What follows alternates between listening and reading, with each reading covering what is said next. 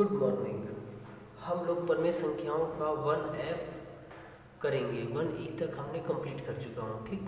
अच्छा, 1F करने से पहले हमें कुछ इम्पोर्टेंट पॉइंट है जिसको हमको ध्यान देना है। चलिए हम लोग बिना समय गवाए शुरू करते हैं। सबसे पहले हमें 1F के तहत कुछ पॉइंट है, जैसे 0 एक परमेय संख्या है। क्या चीज़ है? 0 एक परमेय संख्या है। क्यों?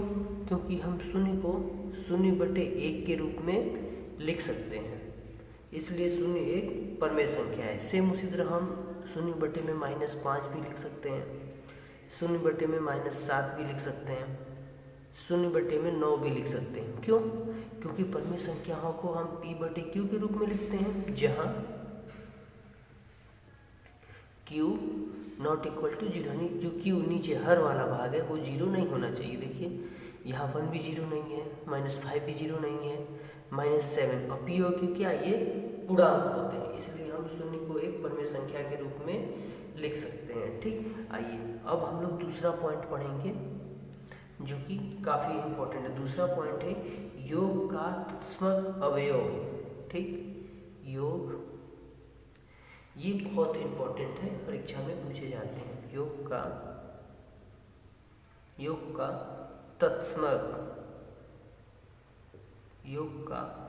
तत्समक अवयव, यानी अच्छा इसको इंग्लिश में हम क्या कहेंगे? इंग्लिश में कहेंगे आइडेंटिटी एलिमेंट ऑफ क्या, एडिशन। आइडेंटिटी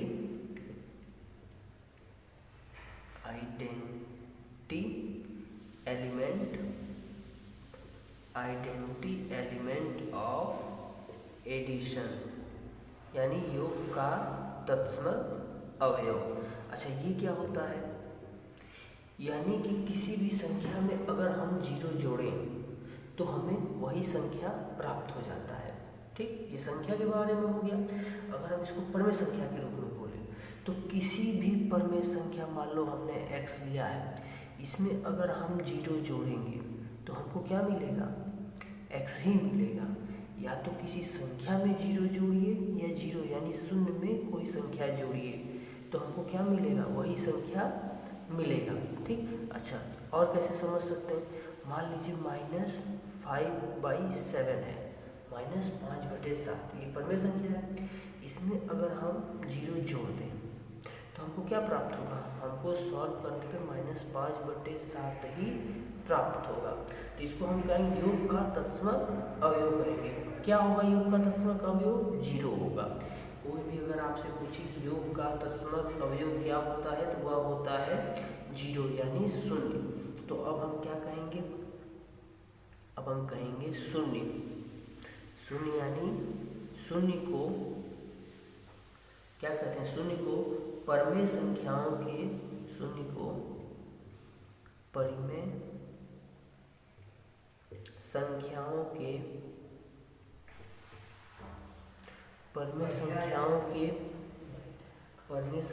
के हाँ, 0 को परमेय संख्याओं के योग का क्या कहते हैं? तत्समक योग का तत्समक क्या चीज? अवयव। योग का तत्समक अवयव कहते हैं। ठीक। अगर आपसे कोई भी पूछे कि योग का तत्समक अवयव किसे कहते हैं तो किसे कहते हैं? 0 को। 0 का योग का तत्समक अवयव कहते हैं। क्यों? क्योंकि 0 को हम किसी भी परमेय संख्या में जोड़ें तो हमें वही परमेय संख्या प्राप्त होता है। या तो 0 में जोड़िए या परमेय संख्याओं में 0 जोड़िए या 0 में परमेय संख्या जोड़िए तो हमें वही संख्या प्राप्त होता है। चलिए अब आगे का पढ़ते हैं। आइए नोट करके तीसरा पॉइंट है 0 का किसी भी परमेय संख्या में जोड़ने पे तो हमें वही परमेय संख्या प्राप्त होता है। यदि 0 का हम किसी भी पूर्णांक में या परमेय संख्या में गुणा करें तो हमें 0 प्राप्त होता है। यानी 0 का किसी भी परमेय संख्या में 0 का क्या, किसी भी परमेय 0 का किसी भी परमेय परिमेय संख्या में क्या करने पे, गुणा करने पर, किसी भी परिमेय संख्या में गुणा करने पर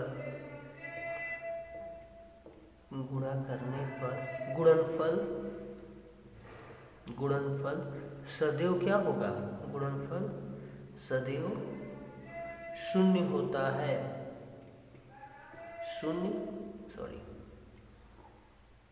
सदैव शून्य होता है। ठीक, ये हम पहले से भी जान रहे हैं। क्यों? क्योंकि आपको पता होना चाहिए कि 5 में अगर 0 से गुणा करेंगे तो कितना मिलेगा, हमें 0 मिलेगा। सेम अगर हम -8 में 0 से गुणा करें तब भी हमको 0 मिलेगा। अगर हम परिमेय संख्या लें -3/4, इसमें अगर 0 से गुणा करेंगे तो हम क्या मिलेगा, 0 मिलेगा। यानी कि किसी भी परिमेय संख्या में 0 से गुणा करने पर हमें 0 प्राप्त होता है।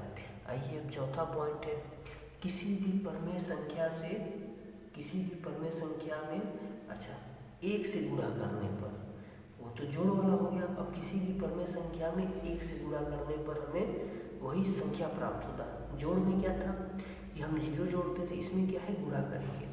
ठीक, तो अब हम कहेंगे किसी भी परिमेय संख्या में 1 से गुणा करने पर हमको क्या मिलेगा, हमको वही संख्या प्राप्त होता है। तो चौथा क्या होगा कि एक भी एक क्या परिमेय संख्या है। पहले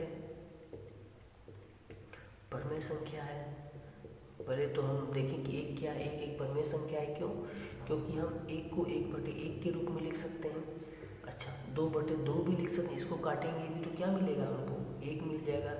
यहाँ तक कि -7/-7, इसको भी सॉल्व करेंगे तो क्या होगा, ये कट जाएगा। हमें 1 में 1 कट गया तो क्या मिला, हमको 1 ही मिलेगा ना, यानी ये भी एक परिमेय संख्या है। उसी तरह क्या होगा, -4/4 भी क्या एक परिमेय संख्या है, यानी 1 भी एक परिमेय संख्या है। ठीक, पांचवा पॉइंट देख लीजिए, जो हमने बोला है कि किसी भी संख्या में किसी भी परिमेय, क्योंकि हम परिमेय संख्या के बारे में पढ़ रहे हैं, किसी भी परिमेय संख्या में किससे 1 से गुणा करने पर, 1 से गुणा करने पे, किसी भी परिमेय संख्या में 1 से गुणा करिए या 1 में किसी परिमेय संख्या का गुणा करने पर हमें क्या मिलेगा, सदैव वही संख्या प्राप्त होता है। ठीक, कैसे, जैसे -5/7 है, इसमें अगर आप 1 से गुणा कर रहे हो तो हमें क्या प्राप्त होगा, हमें -5/7 ही प्राप्त होगा। या 1 में अगर हम 2/3 का गुणा करें तो हमें कितना प्राप्त होगा, 2/3 ही प्राप्त होगा। यानी 1 में किसी भी संख्या से गुणा करने पर हमें वही संख्या यानी वही परिमेय संख्या प्राप्त होता है।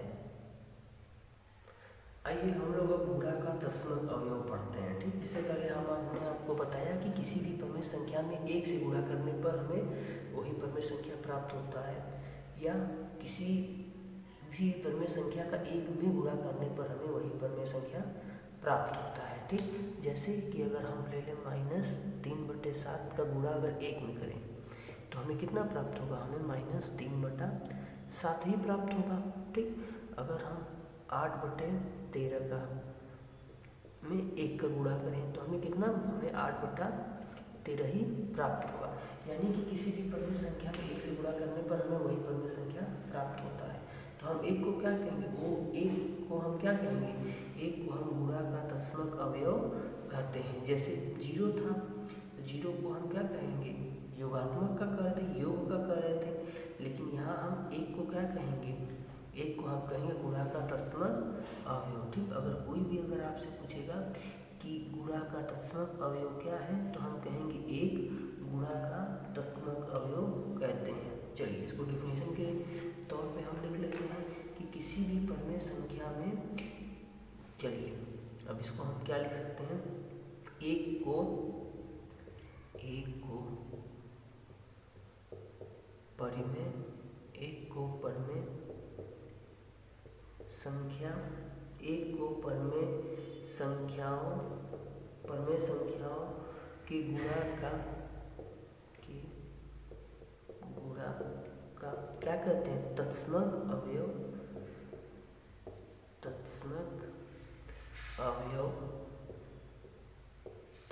अवयव कहते हैं। ठीक, इंग्लिश में क्या कहेंगे? Identity element of multiplication. Thank you.